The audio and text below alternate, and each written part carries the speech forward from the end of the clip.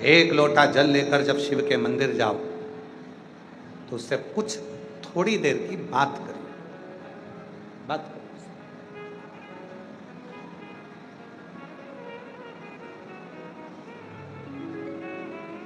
कुछ देर उससे चर्चा करो।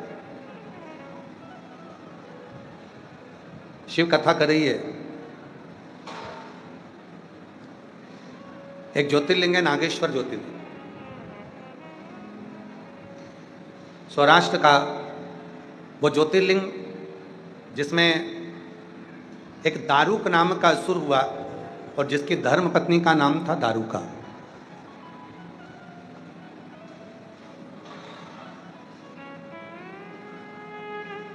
यदि आप लोगों ने उस दारुकासुर की कथा को पढ़ा होगा, दारुका की कथा को यदि स्मरण किया होगा, पढ़ा होगा, ध्यान करा होगा, स्मरण में लिया होगा, सुना होगा, आपकी स्मरण चित्त में यदि आया होगा, तो आप उसको पढ़ेंगे तो आपको उसमें मिलेगा कि एक दारुक नाम का असुर है और उसकी धर्म पत्नी का नाम है दारुका। असुर हैं पर शिव की साधना में उनका वृत्ति शंकर की साधना में लगी। एक बार दारुक नाम के असुर ने और दारुका उसकी पत्नी ने, दोनों ने मिलकर भगवान से एक वर मांग लिया कि जिस वन में हम निवास करते हैं, इस वन को लेकर हम कहीं पर भी जाएं और वहां बैठकर हम अपना कार्य करें। जैसे शिव महापुराण की कथा में आता है, जहां पर बेलपत्र का वृक्ष होता है वहां स्वयं भगवान श्री हरि ब्रह्मा और भगवान शिव निवास करते हैं। उसको वैकुंठ माना जाता है, जहां पर बेलपत्र का वृक्ष होता है तो वैकुंठ।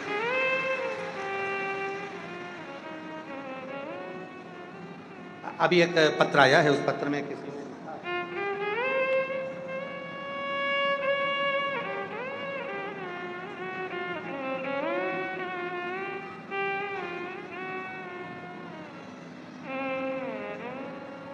मेरा नाम श्यामा बाई प्रजापति है। मैं आष्टा जिला सीहोर की रहने वाली हूँ। मैं श्री अवंतिका रेस्टोरेंट आष्टा जिला सीहोर के पास में निवास है। कहीं बैठी हैं? कहीं बैठी हो तो हाथ हिला सकते। उनका पत्र है। मेरा नाम श्यामा बाई प्रजापति है, मैं आष्टा जिला सीहोर की रहने वाली हूँ। गुरुजी, हमारे घर में, घर के सामने आंवला और बेलपत्र के पौधे एक साथ एक जगह पर लगे। अब वो बड़े हो गए। कई लोग आते हैं, कहते हैं कि आंवले का वृक्ष, बेलपत्री का वृक्ष एक साथ नहीं होना चाहिए। कोई कहता है होना चाहिए, कोई कहता है नहीं होना चाहिए। मेरी जीजी, हरिओ मेरी बहना श्यामाबाई प्रजापति जी, हम एक निवेदन करना चाहेंगे। दुनिया का काम एक ही बचा है आज के ज़माने में, केवल दूसरे को राय देना, क्योंकि इनकी राय इनकी घर में तो चलती नहीं है। दूसरे को राय देना सरल है।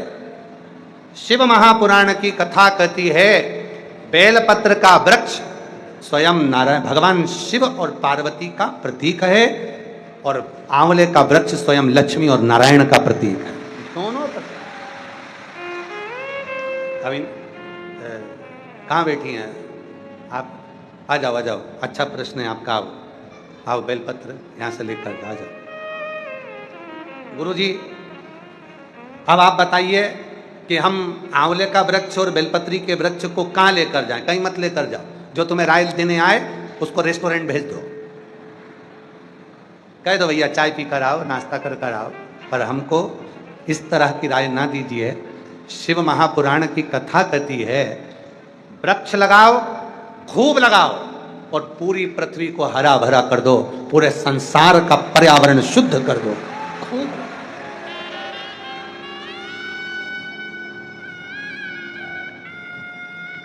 वृक्ष काटने से अच्छा है अपने गंदे विचारों को काटो। कोई तुमसे कहने आए कि ये वृक्ष यहाँ नहीं होना चाहिए, वो वृक्ष यहाँ नहीं होना चाहिए, वृक्ष गलत है, वृक्ष ठीक है, इस तरह के विचार अपने भीतर नहीं आना चाहिए। गलत विचारों को काट दीजिए, गलत सोच को काट दीजिए, गलत दृष्टि। अच्छे विचार लेकर आओ, अच्छा होगा। एक पत्र और है, देखो कितना सुंदर विचार लाए।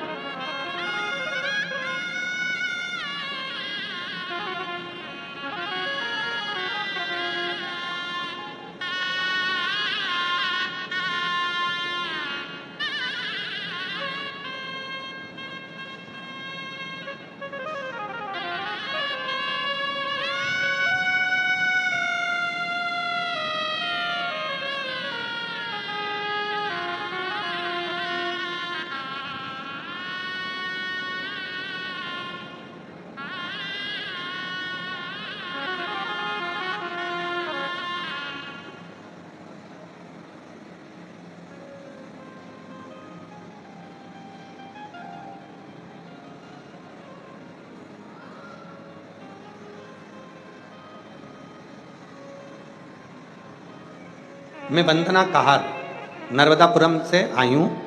मेरी 3 बेटियां हैं और मेरी मंझली लड़की जो है बचपन से सुन और बोल नहीं पाती थी, ना बोलती है ना सुनती। तब आवाज़ सेट करो भाई, आवाज़ बहुत गला पकड़ रहा है। मंझली लड़की ना तो बोल पाती है ना सुन पाती है। हम बहुत परेशान हो गए थे। तब आपकी कथा के बारे में सुना और 1 लोटा जल चढ़ाना प्रारंभ किया। हम सीहोर आए, यहाँ से रुद्राक्ष लेकर गए और वो रुद्राक्ष पानी के लोटे में गलाकर शिव जी को चढ़ाना प्रारंभ कर, चढ़ा हुआ जल अपनी बेटी को भी देना प्रारंभ करा। आज मैं बाबा को धन्यवाद देने के लिए आई हूँ गुरुदेव, कि मेरी बेटी को जो बिल्कुल नहीं बोलती थी, एक शब्द भी उसके मुख से नहीं निकलता था, आज मेरी बेटी ने थोड़ा थोड़ा बोलना प्रारंभ कर दिया। मैं बाबा को यहाँ धन्यवाद देने के लिए कहीं बैठी हूँ। मैं वंदना कहार नर्मदापुरम से, मेरी 3 बेटी हैं। मंझली लड़की बचपन से सुन नहीं पाती और बोल नहीं पाती, ना तो वो श्रवण करती है ना वो बोलती। पर जब से मैं रुद्राक्ष का जल उसको दे रही हूँ, रुद्राक्ष का जल बेलपत्र पिलाने से थोड़ा थोड़ा अब वो बोल पाती है। मैं बाबा को यहाँ धन्यवाद देने के लिए आई हूँ। एक पत्र और है बड़ा।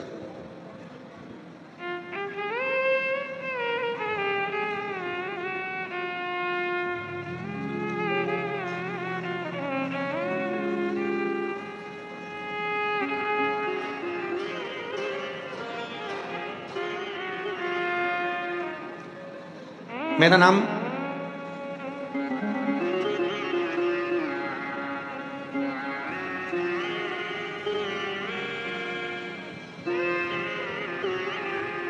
नाम पार्वती साहू है। मैं ग्राम पोटिया कला, जिला दुर्ग, छत्तीसगढ़ से आई हूँ। कहीं बैठी हों तो हाथ हिला सकती हैं। अगर बैठी हों, आप ही हैं, आ जाइए, आ जाओ। मेरा नाम पार्वती साहू है, ग्राम पोटिया कला, जिला दुर्ग की रहने वाली हूँ। मेरा जीवन बहुत कष्ट भर था। मैं 1 लोटा जल का क्या वर्णन करूँ गुरुदेव। पंडाल में बैठकर कथा सुनने का महत्व क्या बताऊँ। 6 साल से आपसे जुड़ी हूँ, तब से बाबा ने मेरा हाथ थाम लिया। गुरुदेव, मेरे पति की भी तबीयत खराब हुई, शेष नारायण साहू जी की।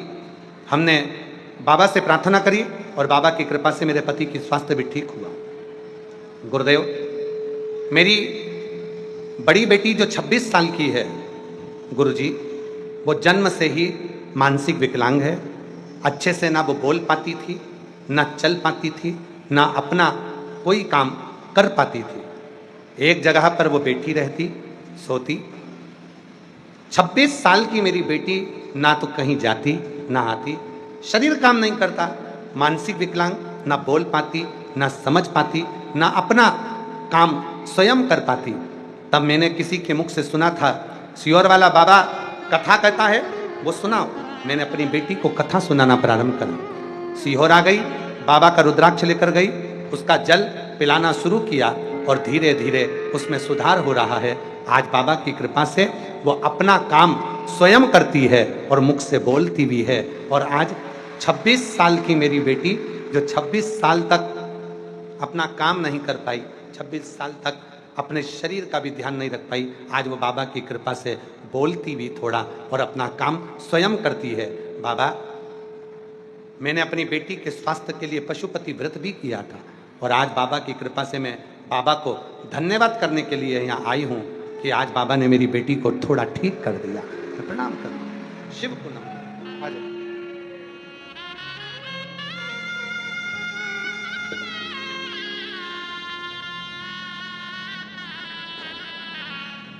जो जैसी भावना वो वैसा ही नावले का हटाओ, ना बेलपत्री का हटाओ, बाबा के दोनों खाली उसे लौटाया वो मन ही मन हर्षाया कर दिया माला माल काशी वाले ने लुटा दिया भंडार काशी वाले ने लुटा दिया भंडार काशी वाले ने कर दिया माला माल काशी वाले ने कर दिया माल काशी वाले।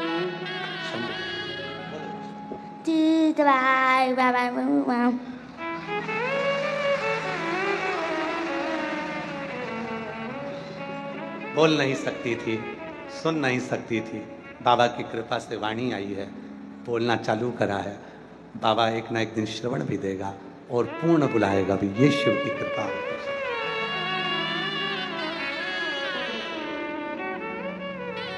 मांगा है भोलेनाथ से वरदान एक ही, मांगा है भोलेनाथ से वरदान एक ही।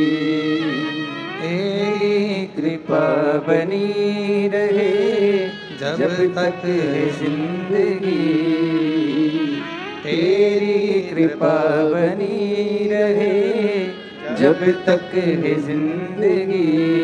बोलो बोलो, मांगा है भोलेनाथ से वरदान एक ही। आवाज नहीं आई, आप सब प्रार्थना करो, बोलो मांगा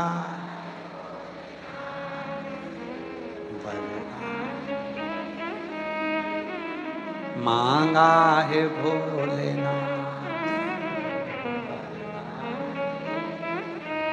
तेरी कृपा बनी रहे जब तक है जिंदगी, तेरी कृपा जब तक। मांगा है भोलेनाथ से वरदान एक ही, मांगा है भोलेनाथ से वरदान एक ही। तेरी कृपा बनी रहे जब तक है जिंदगी, तेरी कृपा बनी रहे जब तक है जिंदगी। मांगा है भोलेनाथ से वरदान एक ही, मांगा है भोलेनाथ से वरदान एक ही। शिव तत्व किसको कहे, शिव की उदारता किसको, शिव की करुणा किसको। भाई बड़े देश को दे, इसका भाई है ना गुड़िया का।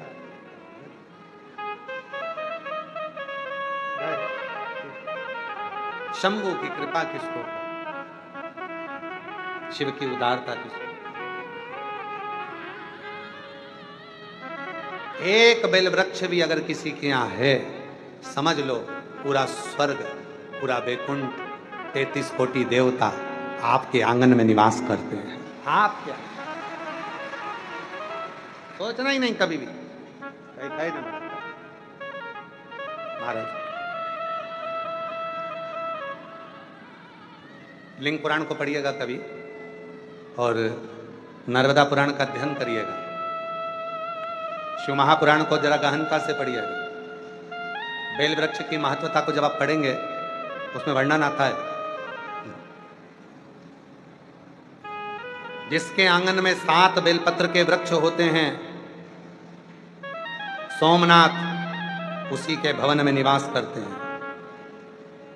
कहीं 9 बेलपत्र का वृक्ष हो, वहां स्वयं मल्लिकार्जुन का निवास होता है।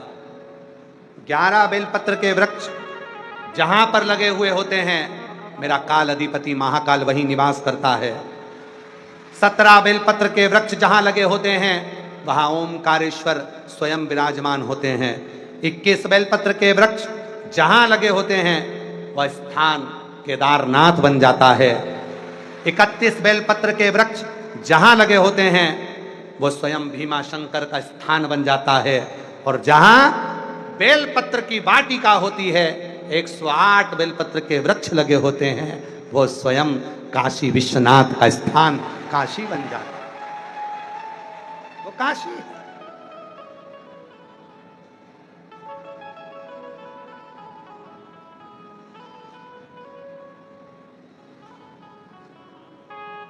काशी में गंगा ज्ञानवापी, मसान काशी का मणिकर्णिका घाट और काशी का विश्वनाथ।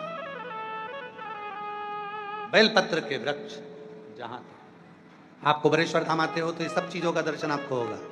सामने बेलवाटिका, अंदर जाओगे तो बेलपत्र के वृक्ष, पीछे बटकेश्वर पर जाओगे तो उसके पीछे बेलपत्र के वृक्ष। पूरे कुबेरेश्वर धाम में चारों तरफ बेलपत्री के वृक्ष लगे हुए, आप दर्शन करेंगे। कुछ वृक्ष छोटे हैं, कुछ बड़े हैं। जैसे काशी में शमशान लगा हुआ है, वैसे ही वैसे कुबेरेश्वर धाम पर पीछे की ओर शमशान बना हुआ।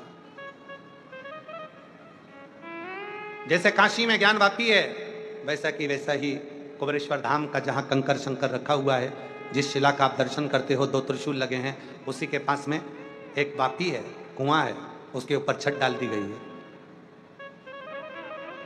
वो ज्ञानवापी का ही।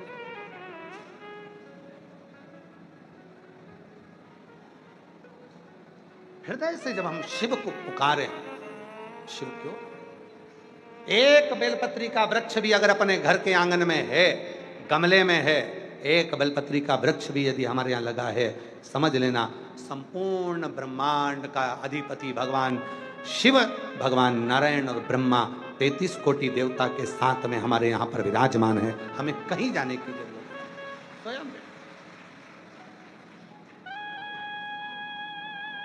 कहाँ जाए। कभी आप लोगों का मन हुआ करे ना कि मुझे अयोध्या की परिक्रमा करना है, वृंदावन की परिक्रमा करना है, काशी की परिक्रमा करना है, उज्जैनी की परिक्रमा करना है, नर्मदा की परिक्रमा करना है, गंगा की परिक्रमा करना है, सरयू की परिक्रमा करना है। जिस दिन तुम्हारा मन कर जाए कि मुझे परिक्रमा करना है, प्रदोष का दिन देखना, प्रदोष काल का समय देखना और बेलपत्री के वृक्ष के नीचे जाकर 11 परिक्रमा नमः शिवाय कहते हुए, ओम नमः शिवाय कहते हुए, श्री शिवाय नमस्तुभ्यम कहते हुए लगा लेना और वहां की रच को अपने मस्तक पर चढ़ा लेना। सारे तीर्थों की परिक्रमा का फल प्राप्त हो जाए। एक बेलपत्र के वृक्ष की परिक्रमा सारे तीर्थों के परिक्रमा का फल दे देती है। एक बेलपत्र के वृक्ष की परिक्रमा सारे सरोवरों के तीर्थ का परिक्रमा का फल प्रदान कर देती है। वो बेलपत्र का वृक्ष कोई साधारण नहीं होता, जिसके नीचे स्वयं गौरी शंकर निवास करते हैं, स्वयं गौरी शंकर।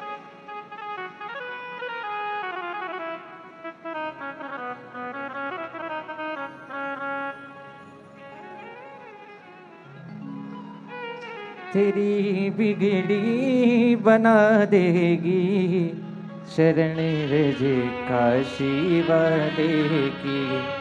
तेरी बिगड़ी बना देगी शरण रजे काशी वाले की। तुझे अपना बना लेगी शरण रजे काशी वाले की। तुझे अपना बना लेगी शरण रजे काशी वाले की। तेरी बिगड़ी बना देगी चरण रज काशी वाले की। तेरी बिगड़ी देगी, शरण रज काशी वाले की। तुझे अपना बना लेगी, शरण रज बोलो, बोलो। काशी वाले की। तुझे अपना बना लेगी, शरण रज काशी वाले की। तो बस एक बार श्रद्धा से लगा कर देख मस्तक पर। तो बस एक बार श्रद्धा से लगा कर देख मस्तक पर। सोई किस्मत जगा देगी, शरण रज काशी वाले की। सोई किस्मत जगा देगी, शरण रज काशी वाले की। सोई किस्मत जगा देगी, शरण रज काशी वाले की।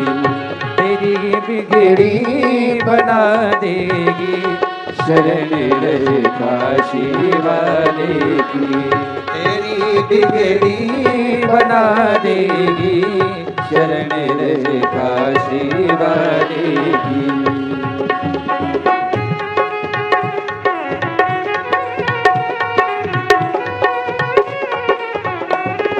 शंभो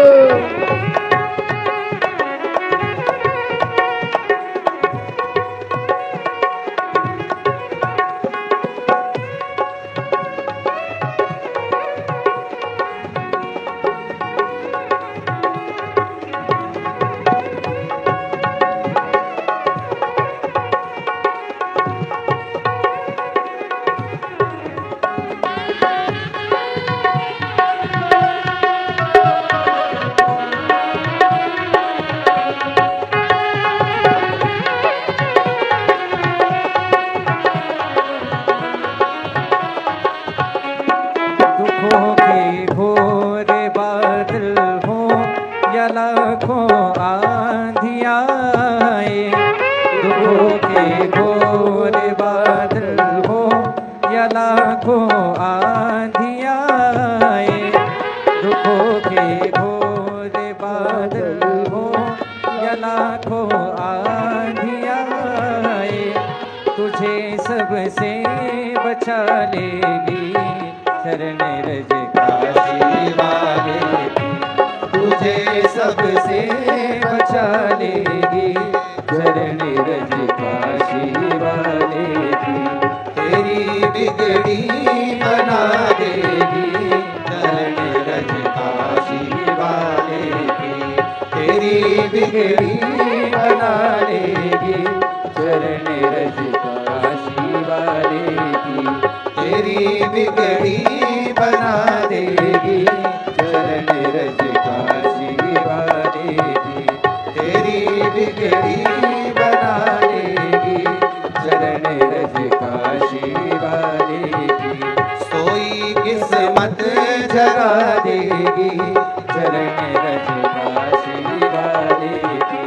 सोई किस्मत जगा देगी, शरण रज काशी वाले की। शिव शंकर भोले शंकर, शिव शंकर भोले शंकर, शिव शंकर भोले शंकर, शिव शंकर भोले शंकर, शिव शंकर भोले शंकर, शिव शंकर भोले शंकर, शिव शंकर भोले शंकर, शिव शंकर भोले शंकर, शिव शंकर भोले शंकर, शिव शंकर भोले शंकर, शिव शंकर भोले, शिव शंकर भोले शंकर, शिव शंकर भोले शंकर, शिव शंकर भोले शंकर, शिव शंकर भोले शंकर। अपने स्थान पर बैठकर बाबा से अपने मन का भाव कहिए।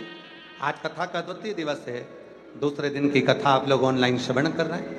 सोई किस्मत जगा देगी, शरण रज काशी वाले की।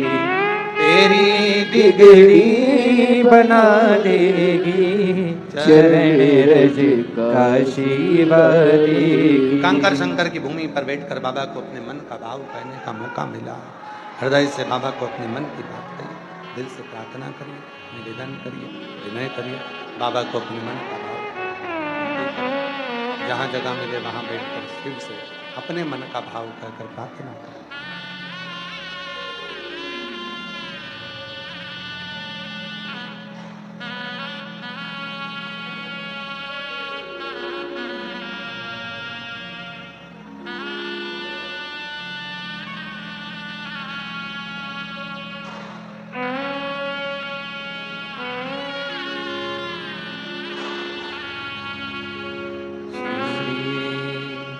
शिवाय नमस्तुभ्यं